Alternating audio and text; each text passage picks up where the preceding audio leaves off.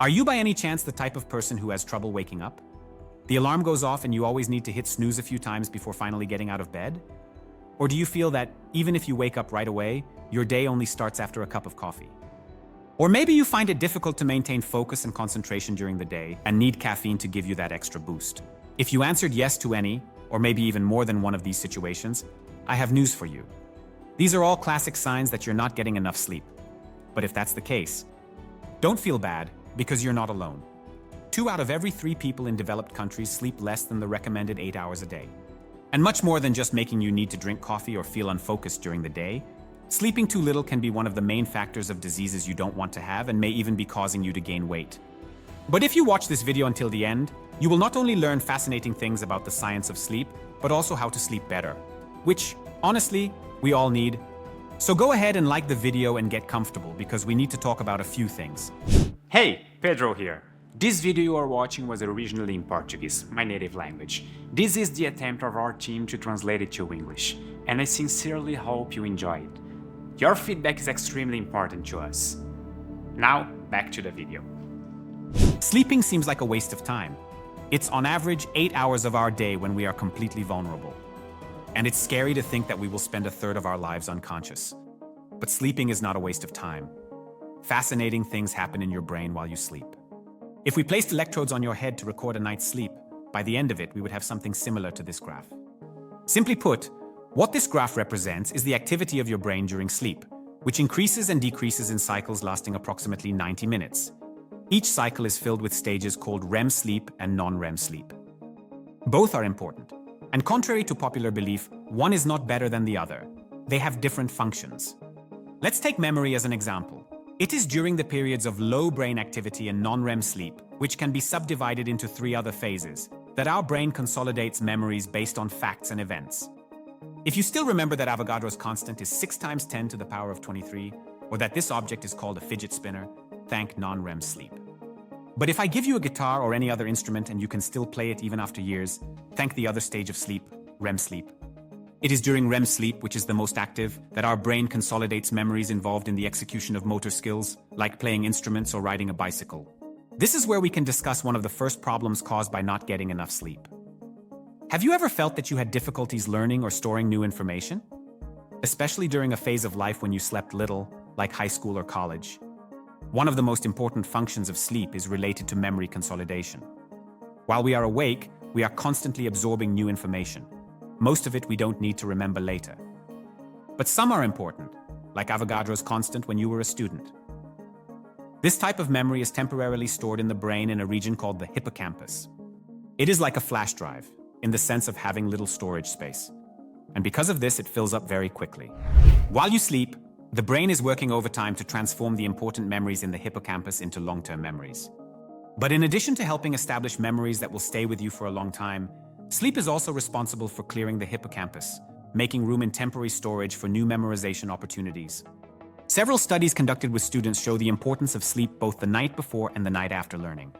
Students who slept well and sufficiently the night before come to class with a greater capacity to learn new information.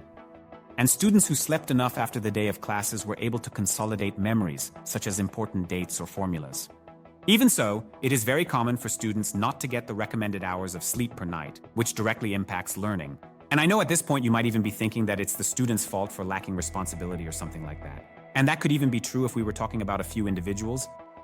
But when 2/3 of the students interviewed in a study claim they cannot get the recommended hours of sleep per night, it becomes clear that the problem goes beyond individual responsibility and commitment. This is what led some schools in the United States to conduct experiments by starting classes later, which improved students' academic performance. The time students went to bed did not change, but the time they woke up did. And by having more sleep in the morning, their engagement with studies improved in various aspects. And here I need to make a personal note. When I was in high school, my classes started around 7 in the morning. And I remember how terrible that time was for me, as I've always been more of a night person. In college, classes started later, and it also coincided with the time when I enjoyed learning the most and felt connected to what I was learning. For those in school or college, answer me in the comments. What time does your class start? And now I think it's time for us to delve into one of the most fascinating parts of this video. Why are people sleeping less? The official recommendation for hours of sleep varies with age. It is recommended that children sleep between 9 to 12 hours a day, while teenagers need something between 8 and 10 hours. For adults, the recommendation is 7 hours or more. And this will depend on the individual. As I mentioned a little while ago, various studies conducted in different countries show that about 2 out of every 3 people in industrialized countries sleep less than the recommended hours per day. But why? One of the reasons has to do with how today's world is different from the world in which humans, and consequently sleep, evolved. Every human being experiences daily variations in activity that occur every 24 hours. This is the so-called circadian rhythm, and represented by body temperature, it looks something like this. Our activity is lower during the night, and this makes a lot of sense considering our history. Humans are not nocturnal animals. Our eyes and senses did not evolve to hunt or perform activities during the night. So it makes sense that we take advantage of the daylight hours when it's bright to carry out our activities, which until a few centuries ago involved ensuring that our basic survival needs were met. When the sun begins to set, our body starts to produce melatonin, which acts as a kind of signal to sleep. The concentration of melatonin in the body increases as it gets dark, peaks around the middle of the night, and then decreases in concentration as the night ends. The problem is that we currently live surrounded by artificial lighting, which impacts melatonin concentration. Instead of starting to receive sleep signals as the sun sets, we turn on the house lights or stay glued to illuminated screens. And speaking of screens, many people blame the blue light from screens for the lack of sleep, but a lot of research still needs to be done on this. There seems to be a relationship between blue light and the decrease in melatonin, and consequently the lack of sleep, but it is not the only culprit. Surely your favorite device has some kind of so-called night mode, which subtracts blue light from the images produced. The result is a more yellowish and warm image, and some phones and computers nowadays even do this automatically for you. But if this solved the problem, I probably wouldn't be making this video. It turns out that the content you consume is almost as important as whether or not the screen emits blue light. It's different to read a book on a screen before sleeping than to play Valorant with your friends. Besides the artificial light from the screen, there is also the stimulation component that comes from the content itself being consumed.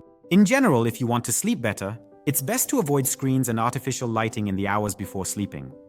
But if you choose to use something with a screen, at least try to choose content that is relaxing. Another factor that impacts the sleep of a good portion of the population is the consumption of a very delicious stimulant, caffeine. Caffeine works because it has a chemical formula very similar to that of another important molecule, adenosine. During the day, adenosine accumulates in our brain and binds to specific receptors. It is responsible for sleep pressure. Think of the amount of adenosine in the brain as a kind of timer that marks how much time has passed since you woke up. When enough adenosine has accumulated in the brain, you will feel sleepy. Caffeine takes the place of adenosine in the receptors, and as a result, you no longer feel sleep pressure. That's why it's not very effective to drink coffee when you're already tired, because it means your brain is already full of adenosine molecules in the receptors. Caffeine has a half-life of about 5 hours. In other words, if you have a cup of coffee after dinner at 8 p.m., 50% of it will still be in your body at 1 a.m. That's why drinking coffee in large quantities or too close to bedtime can cause insomnia. And even if you manage to sleep, it can interfere with the quality of your sleep. But with so many things negatively influencing our ability to sleep, doesn't it seem kind of impossible to sleep well? Don't worry, because it's easier than it seems. If you want to sleep better, there are recommended best practices that are science-based. Together, they make up what is called sleep hygiene.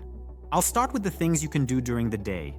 The first thing, which will not only help you sleep better but also improve your overall quality of life, is exercising.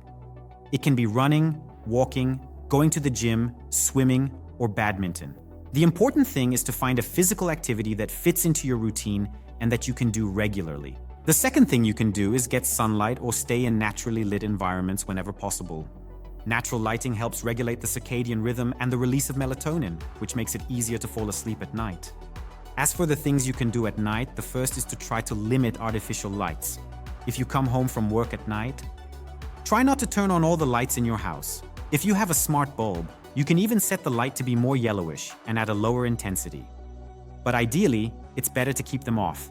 In the hours before bed, try to avoid screens. Set a time limit for their use and stick to this rule. When that time comes, read a book or do things that don't involve screens. Like, preparing the things you'll need to take when you leave the house the next day, or petting your dog or cat or pet, or writing a poem about the fact that the heat death of the universe is coming and we can't escape it. It's also important to avoid lying in bed except at bedtime. This helps condition you to clearly associate lying in bed with sleeping.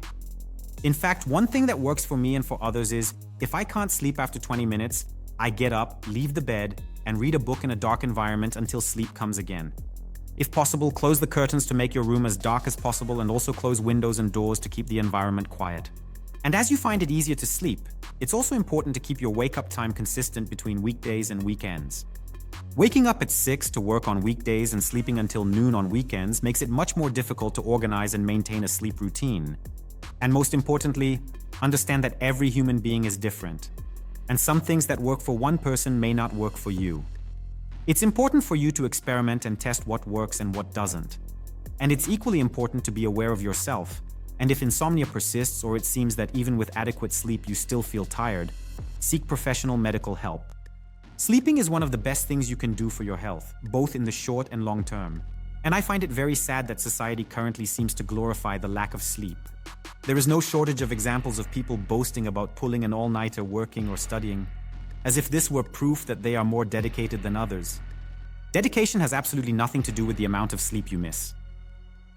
Dedication is about what you do while you're awake.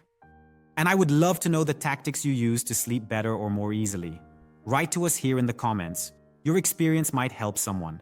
Thank you very much and see you next time.